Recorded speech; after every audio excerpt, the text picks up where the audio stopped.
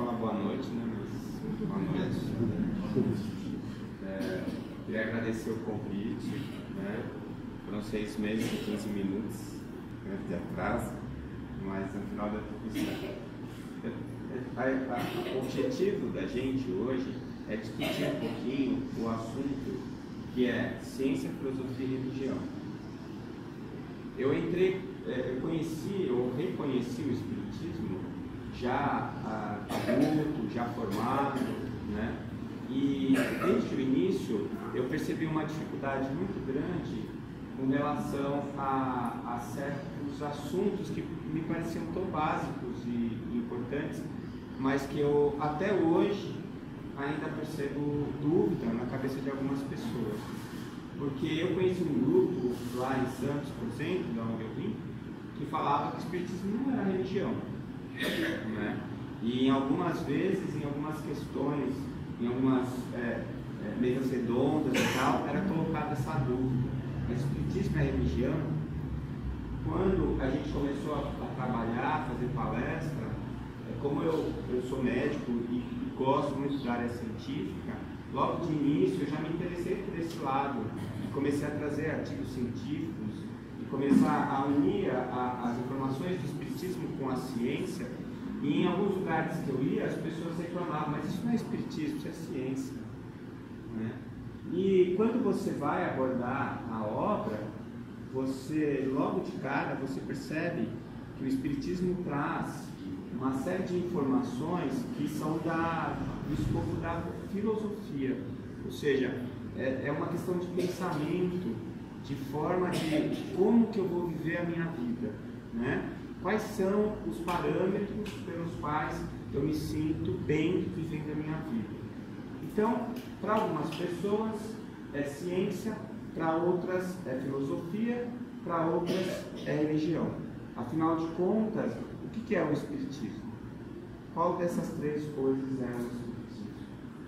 Então, desde o início dos tempos, o homem busca o seu conhecimento. O que é conhecimento? Você querer saber das coisas, você quer tomar ciência das coisas, você quer conhecer a verdade, ou reconhecer a verdade, né? E a gente pode dizer que sempre utilizamos 3 caminhos. Sempre não, mais recentemente, quando entrou a ciência na jogada, porque antes era muito mais a questão da crença, né, da emoção. Então, é isso que muita gente chama de fé, né? A fé tem um significado muito maior, a gente já vai falar um pouquinho melhor sobre isso, mas assim, eu quero saber a verdade. Onde eu vou buscar a verdade?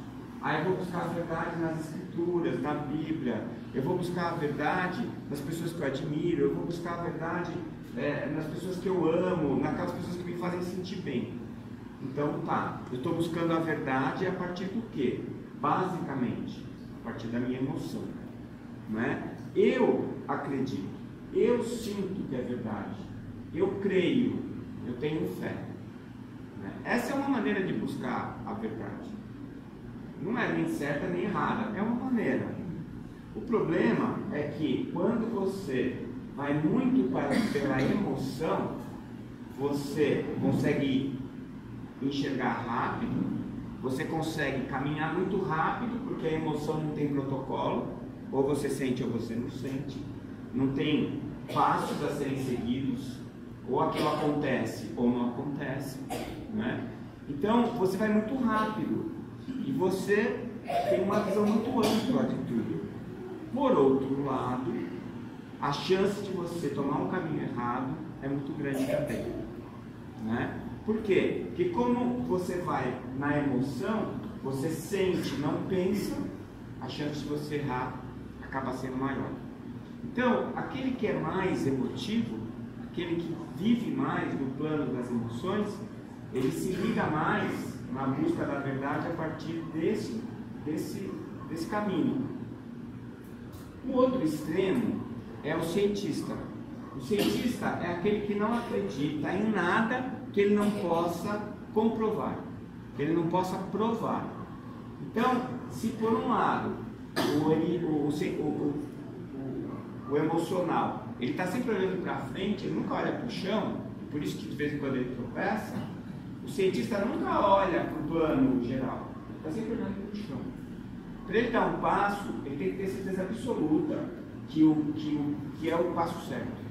Então ele faz uma hipótese, ele testa aquela hipótese milhões de vezes, ele pede que outros cientistas testem como ele, e quando todo mundo chegar à mesma conclusão, aí ele fala, bom, é verdade. Então, as respostas que a ciência dá são respostas curtas e para aspectos específicos das coisas da vida da gente. Então, por exemplo, eu vou dar um exemplo para vocês. Eu fiz medicina, fiz cirurgia, aí quando eu fui fazer o meu doutorado, eu fiquei 6 anos estudando um tipo específico de cirurgia, né? E mais, eu fazia aquela cirurgia em ratinho, porque não podia fazer em ser humano, porque era uma cirurgia experimental. Então eu fiquei 6 anos para mostrar que podia dar certo aquilo lá. E aí depois vieram outros trabalhos, até que chegou um ponto em que ficou maduro o conhecimento para fazer em seres humanos.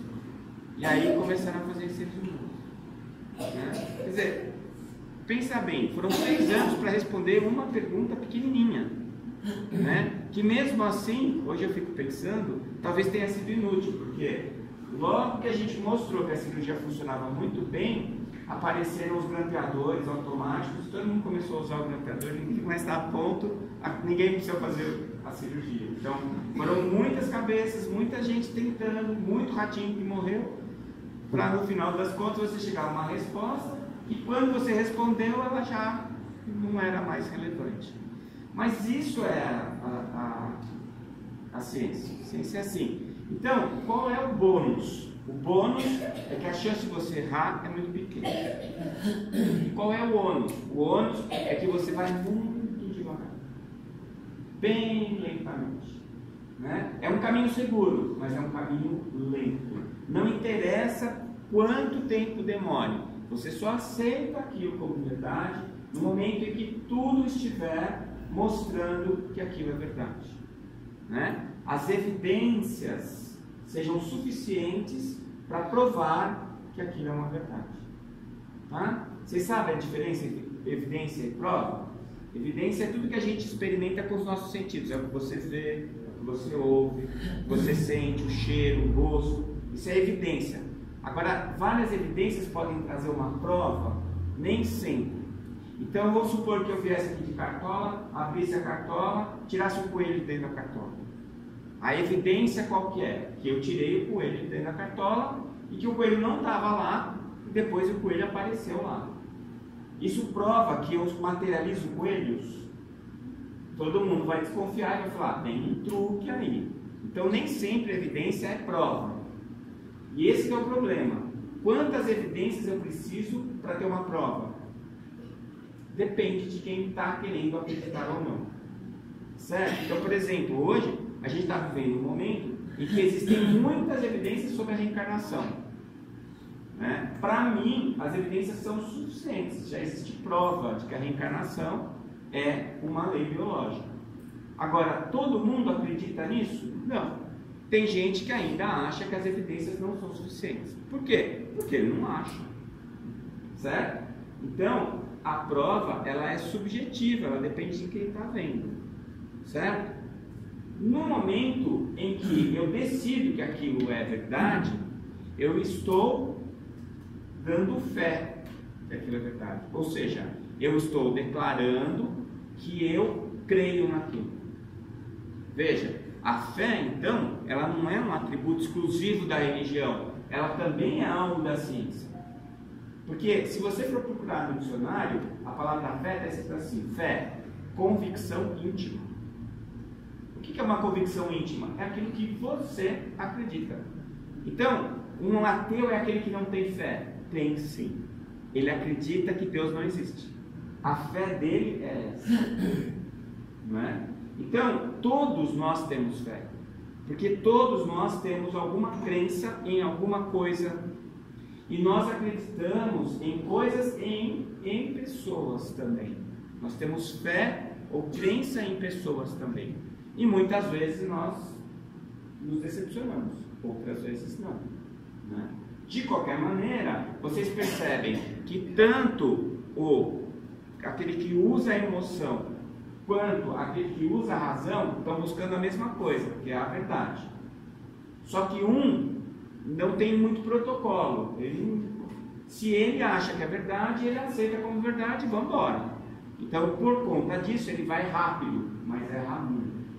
E o que acredita só na razão, como ele é desconfiado de tudo, ele vai devagar. Mas quando ele chegar, ele chega, né? E chega sempre na verdade. Ele não toma caminhos errados. Tá certo? Muito bem. E o filósofo, onde é que ele fica nessa conversa? No meio do caminho. Porque o filósofo, ele usa a razão. Porque ele é um observador. Ele observa, ele presta atenção, ele está atento. Mas ele arrisca hipóteses. Ele imagina, ele ousa. Então, ele não é como aquele que só tem a emoção, nem aquele que só tem a razão. Ele mescla as duas coisas. Então, ele observa e a partir da razão, ele ousa imaginar. E aí ele gera hipóteses. Então, eu imagino assim, o filósofo segurando o emocional e puxando o racional. Porque toda vez que ele formula uma hipótese, ele chama o cientista e fala: olha, eu pensei nisso, é verdade ou não? Testa aí para mim. Então, quem fornece as hipóteses para o cientista é o filósofo. E quem traz para a razão o emocional é o filósofo. Então, ele está ali tentando acelerar a razão e frear a emoção. E é o equilíbrio, é o fiel da balança. É ele que faz, geralmente, com que as coisas andem bem. Não erre tanto, mas também não fique tão inibido. Então, o ideal, qual que seria? Seria que eu tivesse as três coisas ao mesmo tempo. Não é assim? Que eu fosse capaz de sonhar, que eu fosse capaz de sentir, mas que eu tivesse os meus pés, né, bem fixos no chão, usando a razão, a lógica, com sabedoria. Então, como a gente fala, ter a cabeça no céu, mas os pés plantados no chão, né? É como a ave, que para voar precisa de duas asas, e as duas asas têm que bater com a mesma força. Se uma asa bate mais forte que a outra, a ave vai pender. Então, uma asa é a emoção, outra asa é a razão. Quem coordena as duas? A filosofia. Tá? Então, em média, o que a gente pode dizer é que são três caminhos que levam à verdade. Três caminhos diferentes, mas que em um determinado momento vão se afunilar. Por quê? Porque estão buscando a mesma coisa. Por exemplo, a gente vai precisar sair daqui e ir para a cidade de, sei lá, Três Lagoas. Nós vamos para Três Lagoas, todo mundo. Tá? Aí cada um que sai daqui pega um caminho diferente. Certo? Pega um caminho que conhece, que gosta mais, que se sente bem. Só que se todo mundo chegar lá, na hora que tiver todo mundo lá em Três Lagoas, qual a diferença vai fazer o caminho que levou? Nenhuma. Se um chegou antes, outro chegou depois, um levou mais o caminho, o outro levou menos, tanto faz. O importante é que todos vão chegar. E num determinado momento, todos os caminhos vão confluir em um único caminho. Porque a entrada da cidade é uma só. Então, quando você chegar na entrada da cidade, todos os caminhos vão acabar se juntando. Pois bem, será que tem um caminho em que essas três formas de procurar a verdade já estão fundidas, já estão juntas? Será que eu posso, ao mesmo tempo, ser um cientista, um filósofo e um religioso? Será que eu consigo sentir uma emoção forte e ainda assim manter a razão?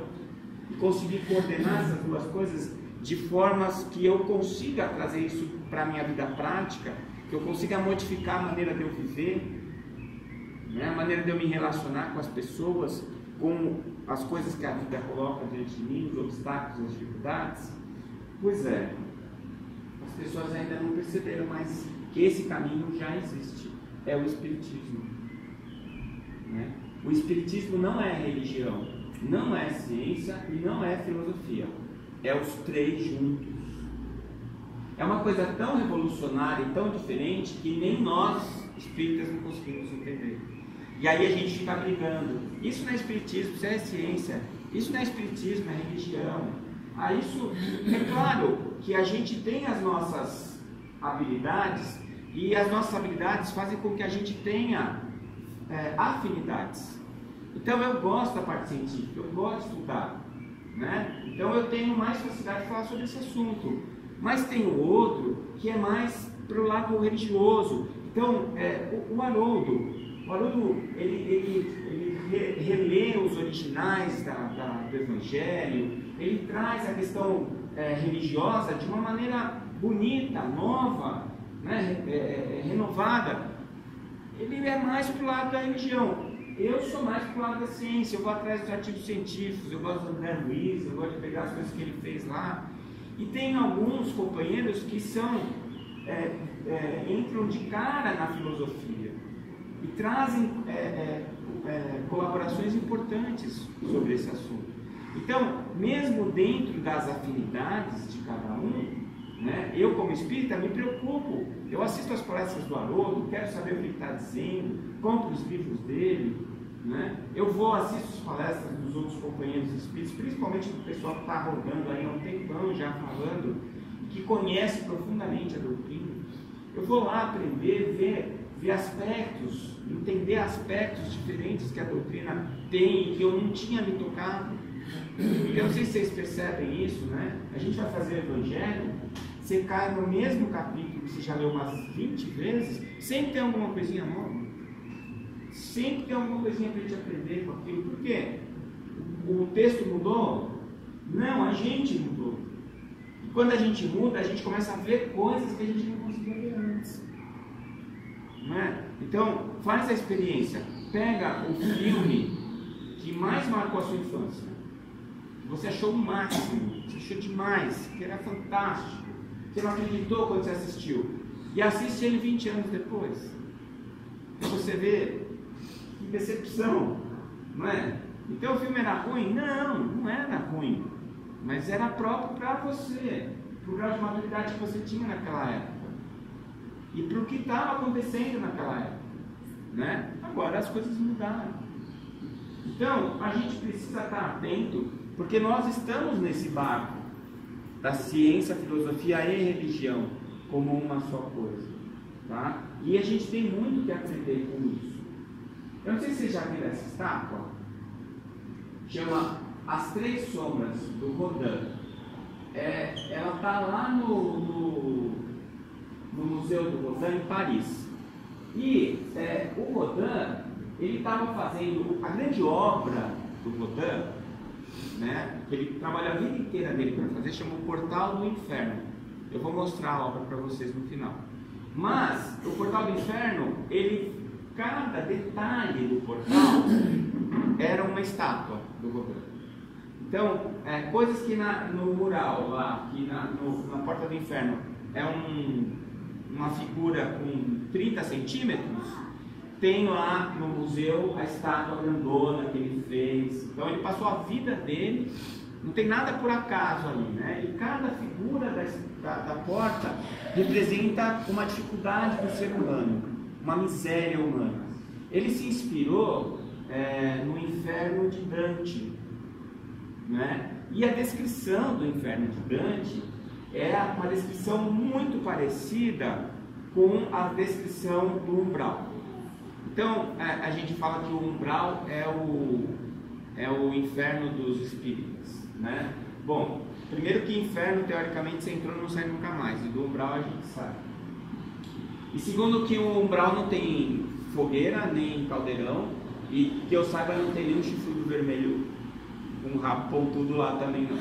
Então, assim, não é bem isso, mas, muito provavelmente, é a mesma representação daquilo que a gente traz, né, na nossa memória remota, que quando a gente vai reencarnando, ela vem meio misturada com a mitologia, né? E aí a gente acaba dando uma representação representação. Muito provavelmente, quando Dante escreveu, ele estava pensando em alguma lembrança dele do umbral. E quando Rodin fez a obra dele, estava pensando na mesma coisa. E uma das primeiras obras que o Rodin fez foram as três sombras. E eu não sei se vocês vão conseguir perceber, mas é a mesma estátua. Ele fez ele punhou uma estátua e ele repetiu, ele fez 3 vezes. Ele fundiu em bronze as 3 e juntou as 3. Então, são 3 pessoas, 3 homens, apontando para o mesmo lugar. Está dando para ver? Quando eu olhei isso aqui, eu tive a oportunidade de visitar em 2004, que foi o Congresso Mundial do Espiritismo. Estava fazendo 150 anos do Espiritismo nessa época. E aí eu tive a oportunidade de ir lá. E quando eu passei em frente, eu tirei essa foto pensando assim: puxa vida, parece que o Rodin estava pensando, né? Ciência, filosofia e religião. 3 caminhos independentes, mas que estão buscando a mesma coisa, apontando para o mesmo lugar, né? E eu achei muito interessante, por isso eu tirei a foto. Depois, mais para frente, tem uma outra estátua dele muito famosa, essa vocês devem conhecer, que é o Pensador de Rodin. O Pensador, quando eu era mais jovem, eu olhava e falava assim: meu, o que esse cara quer dizer com isso? Ele pega um cara fortão, grandão, pelado, sentado com a mão no peito. O que isso significa? E uma vez assistindo uma palestra da doutora Evênia, ela diz assim: o Rodin foi genial nessa estátua. Por quê? Porque ele está mostrando que toda a força física, um cara forte, musculoso, está absolutamente subjugada ao seu intelecto. Ou seja, o que realmente é forte em nós não é a nossa força muscular, não é a nossa força física, mas a nossa força mental. É aquilo que nós pensamos. E o que nós pensamos produz o que nós sentimos. Portanto, essa é a nossa força, essa é a nossa essência. E aí eu passei a admirar muito o Pensador de Rodin. Tanto que eu comprei no meu consultório 2 pensadorzinhos que ficam em cima da mesa segurando os livros. E toda vez que eu olho, eu me lembro, eu penso assim: eu tenho que usar a cabeça, é isso que importa, não é? Muito bem, Pensador de Rodin dizendo que a supremacia é do intelecto.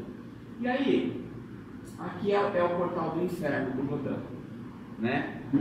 Essa é a obra que ele passou a vida toda dele fazendo, né? No Museu de Rodin está a obra toda, e num outro museu está o gesso, a forma de gesso que ele usou para colocar em bronze.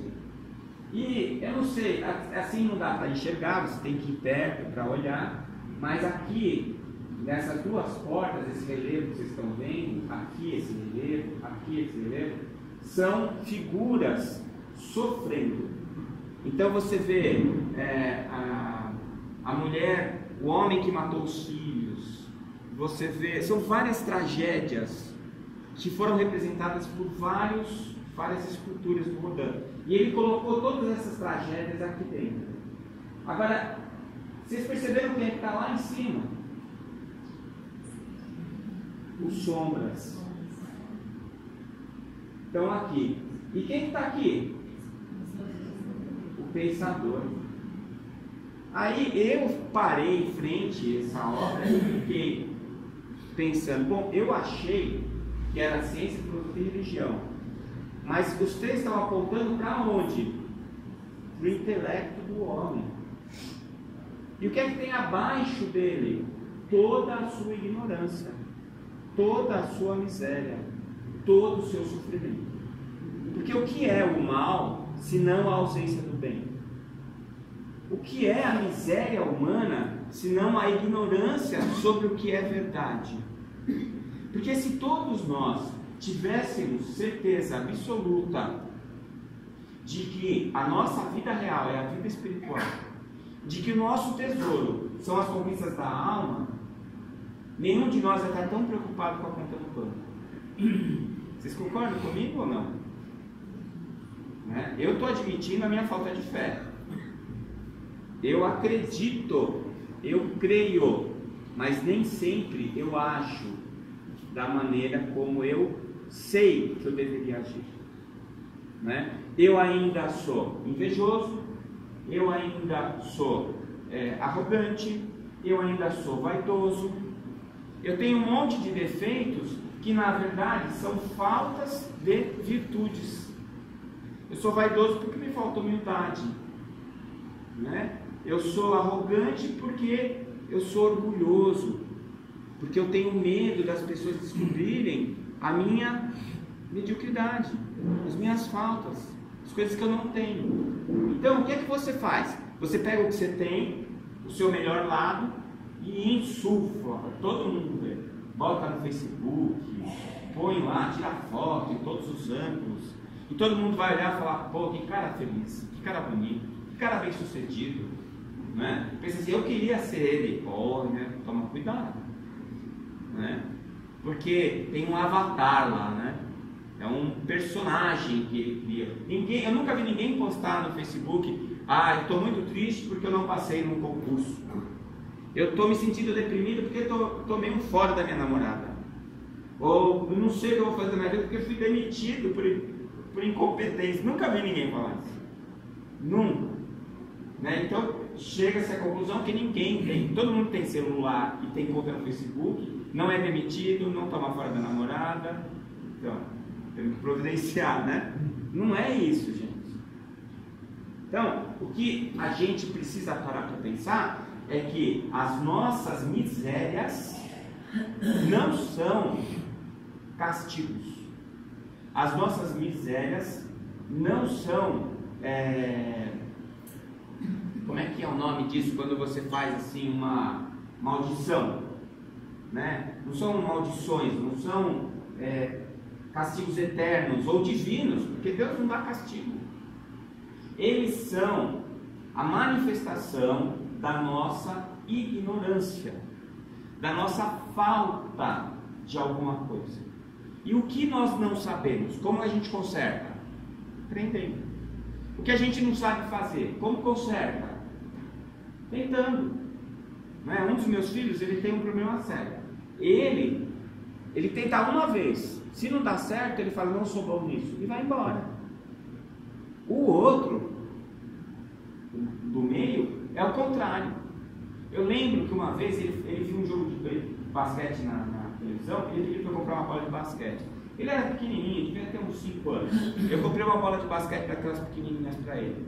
Ele ficou 15 dias batendo aquela bola até ele conseguir fazer assim uma bola, bater igual o cara fazendo na cozinha. 15 dias, ninguém aguentava mais, o vizinho de baixo já estava com dor de cabeça.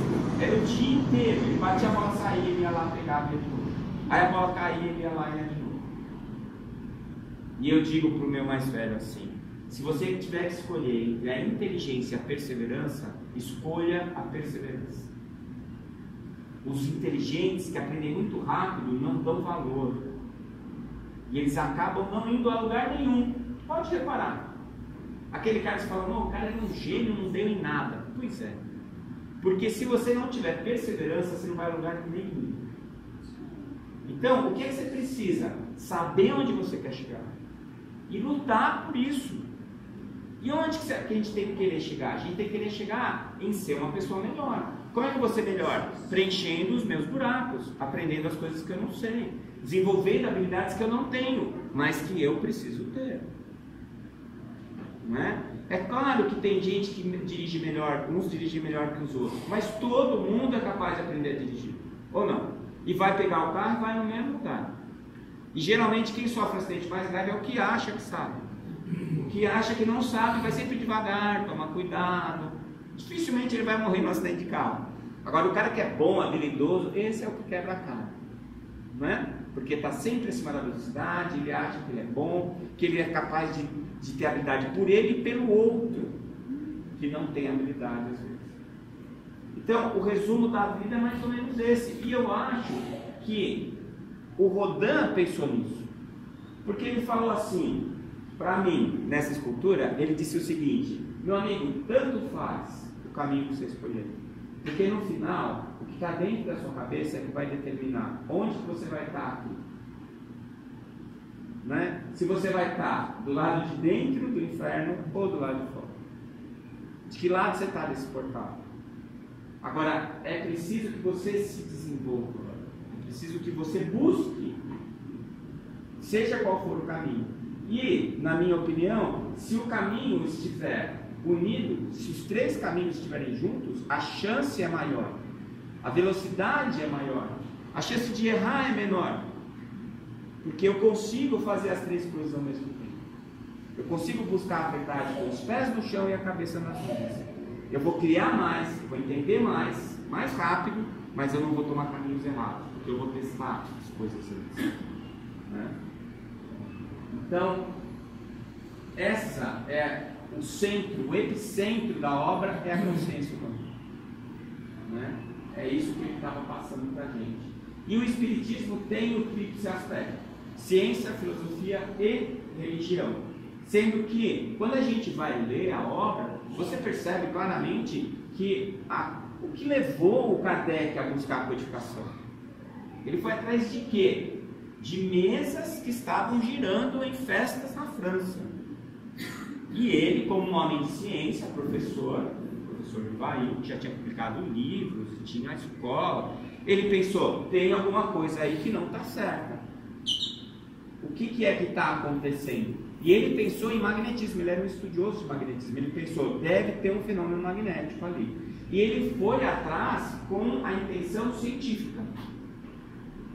No entanto, quando ele observou o fenômeno, ele percebeu que existia uma causa inteligente, porque as mesas não ficavam girando aleatoriamente. E que quando faziam perguntas para as mesas respondiam de forma inteligente, combatidas. E aí ele já usou a filosofia. Quando ele começou a estudar, ele descobriu que ela tinha um fundo religioso. Por quê? Porque a mensagem que veio decodificada era a mensagem do Cristo. Então, ele já começou, o Espiritismo já nasceu com o tríplice aspecto. Já nasceu ciência, filosofia e religião. Quando ele publicou o Evangelho segundo o Espiritismo, ele estava só ratificando isso. Porque o Livro dos Espíritos é um livro de metodologia científica com conclusões filosóficas e religiosas. E aí ele vai para o Evangelho e traz todo o perfil religioso, né, trazendo a mensagem do Cristo de uma maneira limpa. Não é? Porque Jesus veio há 2000 anos atrás, mais de 2000, né? Brincar daqui a pouco já vai fazer 2500 anos. E aí o que ele fez? Ele trouxe uma mensagem. Obviamente que a gente, muito primitivo, tem dificuldade de entender. E aí a gente pegou a mensagem dele e foi fazendo umas bobagenzinhas, colocando os penduricários em cima do que ele falou. Aí chega uma hora que a gente já não sabe, foi Cristo que disse isso ou foi algum papa em algum momento, alguma forma? Porque hoje, se você for ver direitinho, as religiões têm muito mais conteúdo nosso, nós, humanos, né, viventes aqui desse planetinha azul, do que de Jesus. E a base de Jesus, que eu acho que está preservada, ninguém presta atenção. Então um mata o outro por causa dos penduricalhos que nós pusemos, e ainda dizemos que é em nome de Deus, em nome de Jesus. E fazíamos isso desde as cruzadas, lá atrás. Né? Então a gente precisa usar esse recurso que foi resgatado por Kardec para ser dado para nós. Por isso que é a terceira revelação. Moisés, Jesus e o Espiritismo. E é por isso que é o cristianismo redivivo. É o cristianismo, limpou os penduricalhos, deu uma lavada, penteou. Ó, gente, é isso aqui. Não é aquilo lá, cheio de chapéu, banana, não é. É isso aqui que a gente precisa estudar. Porque essa é a verdade. Né? E é uma verdade vacinada contra dogmas. Porque o próprio Kardec disse, se a ciência um dia negar o Espiritismo deve se transformar. Por que Kardec falou isso? Porque ele era inteligente, ele queria manter o Espiritismo atualizado? Não. Porque eu tenho certeza que ele sabia que nada ia mudar. O que ele estava dizendo? Não precisa se preocupar com a ciência. Não precisa combater a ciência. Não precisa impedir a ciência de seguir o seu rumo. Por quê? Porque se essa aqui é a verdade, a ciência vai chegar. Como a filosofia vai chegar. Como a religião vai chegar. Porque a verdade é só uma. Não tem duas verdades. Certo? Se tem duas verdades, uma é mentira. Ou as duas. As duas. Geralmente quando você tem muita dúvida sobre uma coisa, é porque nenhuma delas está completamente certa. E quando uma está certa, fecha. Né? E aí a gente não precisa ficar discutindo. Tá? Então esse é o novo conceito. Porque é uma quarta via? Não. É uma via nova? Não. É a união das três que nós estamos acostumados. Ciência, filosofia e religião. Então é uma mais a outra mais a outra. Também não. Porque quando você junta, elas se transformam em algo diferente. Vocês já ouviram aquela frase? Que a soma das partes, o todo não é a soma das partes? Você pega A mais B, quando você junta não dá A mais B? Né? Se você pegar o Joãozinho, morando sozinho na casa, e botar uma câmera lá e observar o comportamento do Joãozinho, aí você determina qual é o comportamento do Joãozinho. Quando você põe a Maria dentro da casa, Joãozinho volta. E aí você vai ver Joãozinho mais Maria. Você tira a Maria, Joãozinho volta a ser só Joãozinho. Aí você põe Joãozinho com o Pedrinho. Pedrinho muda Joãozinho. E se está Pedrinho e Joãozinho, põe Maria, os três muda de novo. Porque é reação, é interação. É por isso que em ciência a gente estuda tudo no laboratório. Aí quando der o certo no laboratório, fala, agora pode mandar fazer o remédio. Não. Você fez no laboratório, você vai ter que fazer experimento em vivo. Aí você vai primeiro no ratinho. Depois você vai fazer num grupo pequeno de pessoas. Para saber se vai funcionar. Por quê? Mas já funcionou no laboratório. Mas no laboratório não estava tudo junto.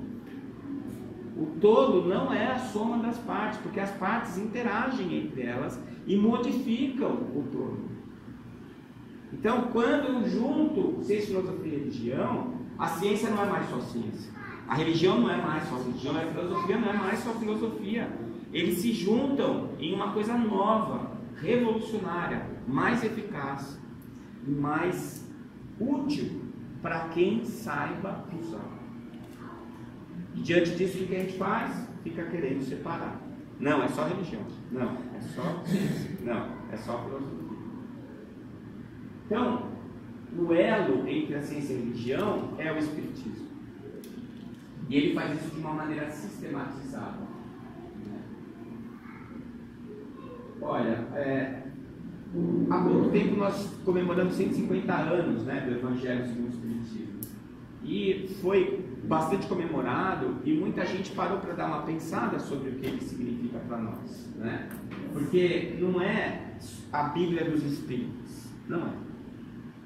O Kardec ele foi muito criterioso com os aspectos que ele levantou no Evangelho segundo o Espiritismo para serem discutidos, porque ele não escreveu aquilo que está lá, ele fez só as perguntas, quem respondeu foram os Espíritos.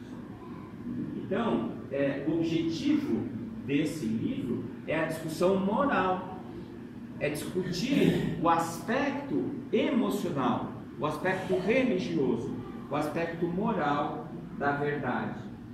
E aí ele reúne as principais orientações para a conduta humana.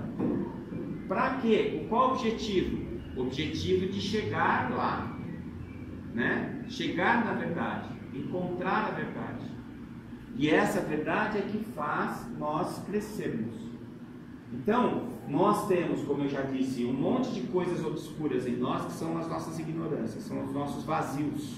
Mas nós já temos um monte de coisas boas em nós, que são as nossas virtudes. Então, se eu perguntar para você, você é uma pessoa boa ou você é uma pessoa má? O que é que você responde? Só falar para dentro de você. Se você acha que você é uma pessoa boa, pergunta para o seu marido ou para a sua esposa o que ela acha. Depois, depende do tempo de casado, a resposta. Depois você pergunta para o seu vizinho. Não vale perguntar para a mãe e para o pai, ela vai dizer sempre que você é bom. Mas aí o que você chega à conclusão? Que você é bom ou que você é ruim? Os dois. Você é bom nas coisas que você é bom. Você é ruim nas coisas que você é ruim. Então, você é bom e você é ruim ao mesmo tempo. Por quê? Porque nós estamos no meio do caminho. Né? Nós não estamos prontos ainda, mas vamos ficar. Então, o objetivo é você conseguir se estruturar e preencher os seus vazios para que você cresça, para que você fique cada vez melhor. Até que vai chegar um dia que você vai falar assim: não, eu finalmente sou bom, porque não tem mais vazios. A minha alma está preenchida, eu tenho todas as virtudes. Completou a coleção, né? Agora você é um ser crístico, né? Não precisa mais reencarnar. Olha que beleza. A gente acha que ficar encarnado é tão bom, né? É nada. Tem que trabalhar, sente dor, cansa, precisa comer, precisa ir no banheiro. Pensa bem, com a soltinha do nosso lar não precisa fazer nada disso, né? Você está sempre disposto. Então, quando a gente nasce e vai lá, o representante do Ministério da Reencarnação bate na sua porta e fala assim: olha, você vai reencarnar, tá bom? Nós já estamos pensando em escolher uma família. Aí você entra lá dentro, pessoal, quem era? Ah, era o agente da reencarnação. O que ele veio dizer? Eu vou reencarnar. Todo mundo quer no choro. Tadinho, meu Deus, vai reencarnar. Né? Aí quando você morre, tá todo mundo fazendo festa. Ela voltou. Bom, às vezes, não. Depende do que você aprovou.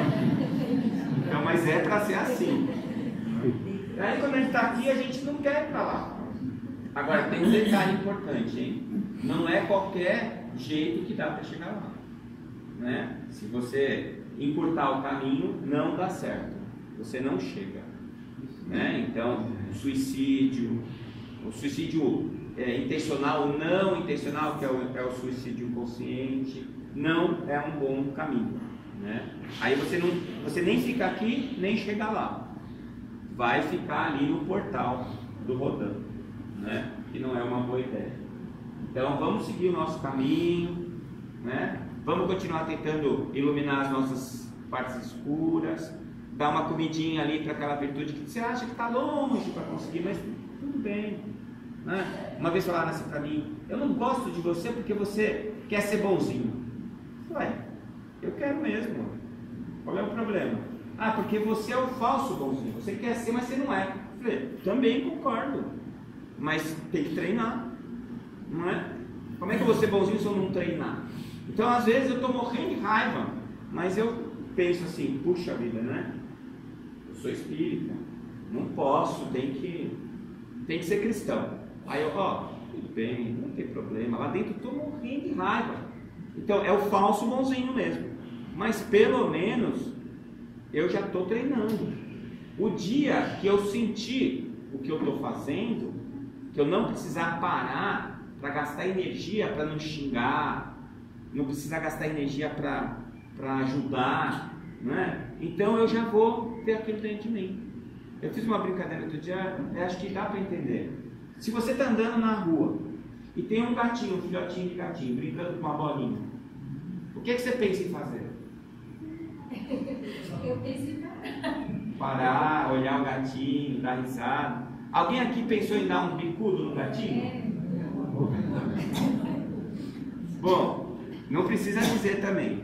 Mas se você pensou em dar o bicudo, você daria? Não, né? Eu acho que não.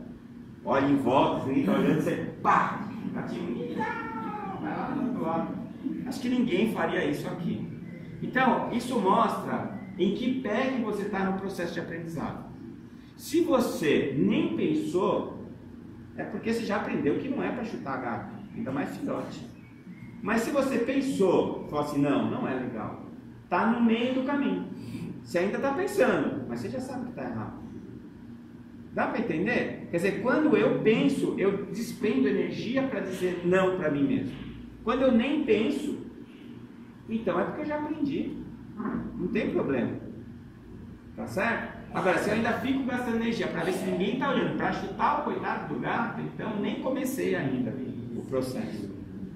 Certo? Isso vale para o gato, mas vale, por exemplo, para o dinheiro que está lá, que ninguém sabe de onde é.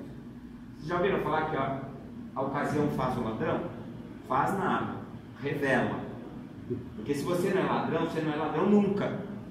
Com ou sem oportunidade, você não é ladrão. E também tem aquele ladrão com preço. Ele só é ladrão acima de R$2.000. Abaixo de R$2.000 não rouba, que não vale a pena. Ele continua sendo ladrão. Não é porque é menos de R$2.000 que ele não roubou que ele não é ladrão. É. Ou você é ladrão, ou você não é. Ou você aprende a respeitar os outros, ou você não sabe respeitar e pronto.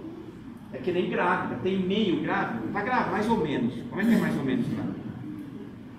Né? Está morto ou está vivo? Está mais ou menos. Não tem mais ou menos. Ou está morto ou está vivo. Apesar de às vezes a gente não saber a diferença. Né? Então isso é importante. Porque assim a gente vai crescendo, aprendendo, se desenvolvendo. E as leis morais que a gente aprende no Evangelho, elas precisam ser implantadas nos nossos corações. Elas são primeiro entendidas pelas nossas mentes, pelo nosso intelecto. Mas depois elas vão ser implantadas nos nossos corações. E isso a gente faz malhando. A malhação moral chama orai e vigiai. Né? Orai e vigiai é todo dia, o tempo todo, lutando para ser uma pessoa melhor. E é lá que estão as verdades. As verdades para serem aprendidas. Né? Mostra o caminho que nos leva à harmonia interna e externa. Eu não sei se vocês já perceberam isso também. Se você está tranquilo, se você está se sentindo bem com você mesmo, o pau pode estar quebrando do lado de fora, que você continua bem. Você até fica triste com o que está acontecendo, mas você fica bem.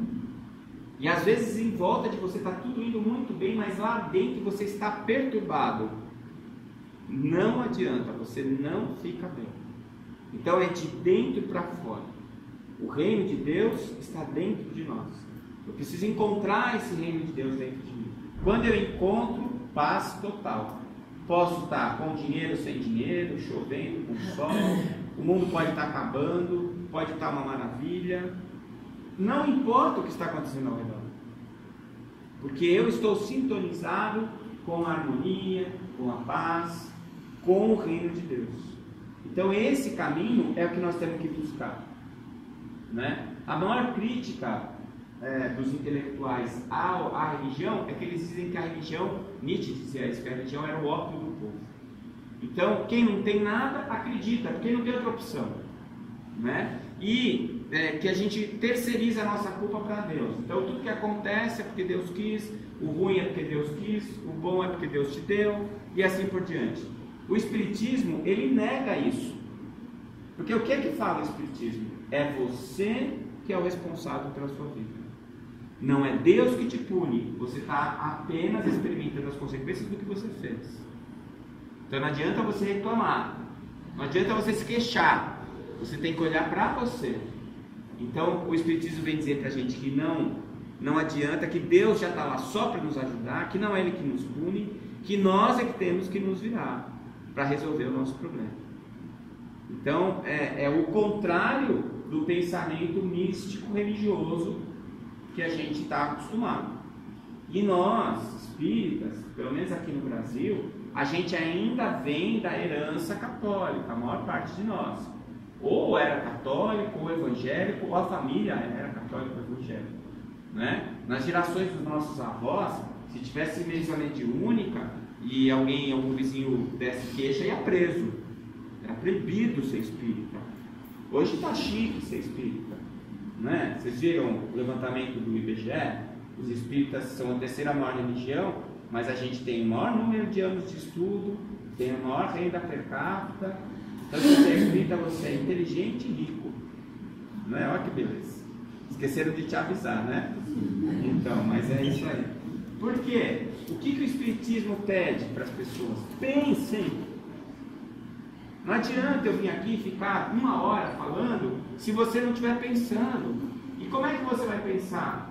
O que eu estou falando, você vai metabolizar, vai aceitar ou não. E mais, vai ler. Ler. O que mais vende é livro espírita. Por quê? Porque o espírita aprendeu que ele vai aprender o espiritismo lendo. Ele tem que interpretar o que ele acha. O que eu estou falando para você pode te agradar ou não, isso te interessa ou não, Mas você só vai aceitar isso como verdade ou não se casar com aquilo que você já tem lá dentro. Se eu estiver te dando uma pecinha do quebra-cabeça que encaixar no seu quebra-cabeça, muito legal. Eu cumpri a minha tarefa. Saí da minha casa, trazer, mas cheguei para fazer isso, te dar uma pecinha do quebra-cabeça. Se a minha pecinha não serve no quebra-cabeça, joga fora. Sem nenhum estresse. Joga fora. Ah, mas foi o doutor Décio que disse. Eu estou doutor. Né? Vai saber que eu fui nas outras para trás. Aliás, eu já soube de algumas, nada lisonjeiro. Né? Então, se a gente está evoluindo, ninguém volta para trás, a versão 2018 sua é a melhor que já existiu. Portanto, não queira saber quem você foi no passado.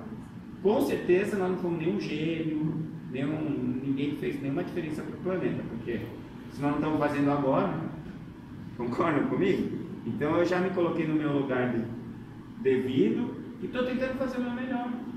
Porque eu sei que eu preciso aprender, e eu sei que o Espiritismo é um manancial enorme de aprendizado para eu poder evoluir e aprender. Então, aqui ele está separando para a gente aquilo que eu falei dos penduricários. O Espiritismo está separando o que é dogma do que não é. O que é dogma? Dogma é uma coisa que eu imponho. Você quer ser espírita? Então você tem que acreditar nisso, nisso, nisso, nisso, nisso. Não tem isso no Espiritismo. Sabe? Não tem. Ah, então tem um espírita que não acredita em reencarnação? Eu acho difícil, porque se ele aceitou a filosofia e ele pensa, não dá para ele, se ele já não acreditar na encarnação, ele não vai nem terminar de ler o livro, vai para outra área. Se ele acha que ele é espírita, com certeza ele pensou nisso. Por isso que eu falo que não é um dogma, é uma informação científica, que pode ser questionada, deve ser questionada. E na medida em que ela é questionada, ela vai se reafirmando porque é verdade. E aí Kardec escolheu, como eu disse, alguns aspectos do Novo Testamento que ele considerou mais relevantes e colocou para a gente discutir essas partes. Então, eu trouxe aqui um texto de um médium, Dr. Roberto Russo, que é lá de Minas Gerais. Ele é da Associação Médica Espírita de Minas Gerais, que fala sobre o Evangelho, sobre o Espiritismo, e eu achei bem pertinente. Ele diz assim: o Evangelho sobre o Espiritismo é um manancial de preceitos morais que regem o universo. Lei divina é lei universal, e é lei natural. Tá? Portanto, é a mesma coisa. Quando a gente está querendo a palavra de Deus na religião, o cientista está procurando a lei universal, a lei da física, estão procurando a mesma coisa, com linguagens diferentes. E dá a exemplificação viva através da postura do Cristo, dos posicionamentos e ações que a criatura deve assumir para a sua renovação pessoal e para a conquista da felicidade. O espírita que se propõe a viver com seriedade o seu caminho para o aperfeiçoamento espiritual não tem como prescindir do estudo dessa obra. Então, eu cresci ouvindo as pessoas dizerem: eu sou católico não praticante, mas eu nunca tinha visto um espírita não praticante, e agora tem, não sei se vocês estão sabendo, né? Assistiu o filme Nosso Lar, leu todos os livros da Zíbia Gasparetto, comprou uma camiseta da FEB e anda com o Chico Xavier no peito. E aí você vai falar: que legal, você é espírita? Sou. Você já leu o Evangelho segundo o Espiritismo? De quem que é? Quem é esse autor? Você nunca ouviu falar de Kardec? Às vezes eu vejo os adesivos no carro, leia Kardec. Tem a ver, Esse é o espírita não praticante, né? E tem um pior, que é aquele que vai no centro, entra aqui: oi, irmão, tudo bem? Irmão, nossa, tudo bem? Aí você fala: puxa, que cara legal, né? Sereno, que no peito. Aí ele chega no trabalho dele, já chega xingando todo mundo: ô, seu vagabundo, acorda mais cedo, que história é essa? O que você está pensando? Né? Ou chega em casa, é aquele cara que ninguém. O cara chega em casa e todo mundo fala: ih, o pai chegou. Né? Esse é espírita não praticante. Aí vai para o centro espírita, todo mundo: nossa, esse cara é maravilhoso. Uma vez, eu me senti assim, uma vez que a minha esposa foi assistir uma palestra minha, ela não é espírita. Aí alguém estava do lado e falou assim: nossa, ele deve ser ótimo. Você é casado com ele, que sorte, hein? Ele deve ser ótimo. Ela falou assim, maravilhoso. Né? Aí eu falei para ela, ela falou assim, olha, eu podia ter acabado com a sua moral lá. Eu falei, ó, fica à vontade. Porque eu sei disso, não é? É só falta a gente se enganar. Porque é o que eu falo. Você pode beijar 20 mil sapos, nenhum deles vira príncipe. Mas qualquer príncipe que você beija, vira sapo. É só casar com ele. Não é verdade? E a princesa a mesma coisa. Eu estou esperando o homem que vai me fazer feliz. Ah, espera sentada, filha. Numa banquinha com almofada. Porque senão vai doer. Não chega. Sabe quem é que vai fazer você feliz? Você. E sabe o que é que você precisa para isso? Só de você. Você não precisa de mais nada. Você só precisa ouvir a voz que fala dentro de você, que vem lá do reino de Deus. Articular esta voz com o que você acredita. E trabalhar o seu espírito para você ser uma pessoa melhor. Mais nada. Só isso. Fácil, né? Zero. É por isso que o Espírito de Verdade nos recomenda. Espírita, amai-vos. Esse é o primeiro ensinamento. Eu não sei contar vocês. Acho difícil pra caramba. É fácil amar minha mulher, meus filhos, minha mãe, meu pai. Isso é fácil. O duro é você amar aquele chato que trabalha com você, que já tentou derrubar você, puxar o seu tapete no trabalho. Aquele outro que tem inveja de você e ficar o tempo todo tentando te prejudicar. Pois é. Mas para esse chato, você tem que mostrar outra face. Sabe o que é mostrar outra face? Ele dá um tapete na tua cara do lado de cá, você vira o outro lado, agora bate aqui, irmão. É isso? Não. A outra face é a seguinte, ele te mostrou a face da raiva, ele te mostrou a face da ira, você tem que mostrar outra face para ele, a face da tranquilidade, a face da paz. Não é para ele bater na outra cara. Você sabe que se alguém vier e der um tabefão na sua cara, você vai falar assim, você dá outro na cara dele, ele vai falar assim, puxa, é verdade, né? Doeu, não devia ter batido na sua cara. É isso que acontece? Claro que não. Claro que não. Então, o que é que você tem que fazer? Na hora que ele mostra a agressividade dele, você mostra a paz. Na hora que ele mostra a raiva, você mostra a paciência. Né? Isso é que é mostrar outra face. Então, se a gente conseguir, pelo menos, mostrar outra face para aqueles que nos agridem, se a gente não devolver, se a gente pode, olha, não ficar com raiva, aí vai demorar um pouco para acontecer. Mas pelo menos não querer se vingar, pelo menos não fazer mal, pelo menos, já é muita coisa. Já é muita coisa. É não falar mal dele para o outro. Já é muita coisa. É oferecer outra face. E quem sabe um dia nós vamos conseguir nos amar. De verdade mesmo. Mas, se isso, na minha opinião, ainda é uma coisa difícil, isso aqui é fácil. Instruídos. Só o Chico deixou mais de 450 livros. Dá para você ler até morrer, até desencarnar. Dá para você ler livro do Chico. Né? Aí quando terminar, você vai para o Leon Denis, depois você vai, olha, ixi, tem coisa, hein?